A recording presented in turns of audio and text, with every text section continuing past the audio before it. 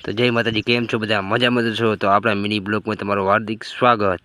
તો આપણે મિત્રો નીકળી ગયા વાસણા દાદાના દર્શન કરવા. એકવાર આપણે ગઈને આપણા બીજી વખત આપણે જઈ રહ્યા છીએ વાસણા દાદાના દર્શન કરવા. અમે તો મિત્રો તેણે લગાવી દીધા ચશ્મા, કેમ કે રણની અંદર બહુ ધૂળ ઉડતી હતી એટલે આંખમાં આવતી હતી એટલે આપણે લગાવી દીધા ચશ્મા. જો મિત્રો, તો મિત્રો આ છે આપણા વાસણા દાદાનું રણ. જોઈ લો મિત્રો, નજારો રણ કેવો છે કોમેન્ટની અંદર લખી નાખજો. જે પણ મેળામાં આવ્યા હોય પૂનમના તો આપણે કોમેન્ટની અંદર જણાવી દેજો. મિત્રો એક બાઇક પણ પાછળ આવી રહ્યું છે, એ આપણા ભાઈબંધનું જ છે. જોઈ લો મિત્રો રણ. જો મિત્રો જે હતા આપણા ભાઈબંધ એ આગળ આવી ગયા છે. જોઈ લો મિત્રો, આ છે આપણા મિત્રો.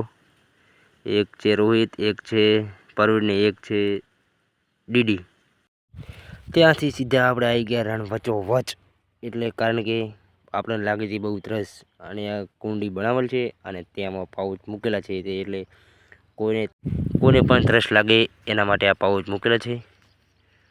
તો મિત્રો અમે પાઉચ પી રહ્યા છીએ. ત્યાંથી સીધા મિત્રો આવી ગયા આપણે કેમ્પ જોરદાર હતો.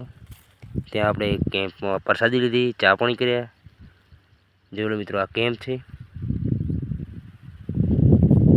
તો મિત્રો ત્યાંથી સીધા આપણે આવી ગયા વાસણા દાદાના દર્શન કરવા મિત્રો. તો મિત્રો જો બહુ ટ્રાફિક છે દર્શન કરવા. તો મિત્રો આપણે જઈ રહ્યા છીએ દર્શન કરવા. જો મિત્રો બહુ ટ્રાફિક છે. જય વાસણા દાદા કોમેન્ટમાં લખી નાખજો. ત્યાંથી આપણે આવી ગયા રણની અંદર. જો મિત્રો રણ છે પણ મીઠું પાણી આવે છે, એ આપણે જોઈ રહ્યા છીએ. આને કહેવામાં આવે છે એક જળ કહેવાય, જળ. એટલે બધા પાણી ભરી રહ્યા છે. અને મિત્રો ત્યાંથી આપણે સીધા ફરવા લાગી ગયા. જો મિત્રો નજારો વાસણા દાદાના પૂનમનો તો બહુ ટ્રાફિક છે મિત્રો. જો મિત્રો આ છે વાસણા દાદાનું મંદિર. બહુ ટ્રાફિક છે.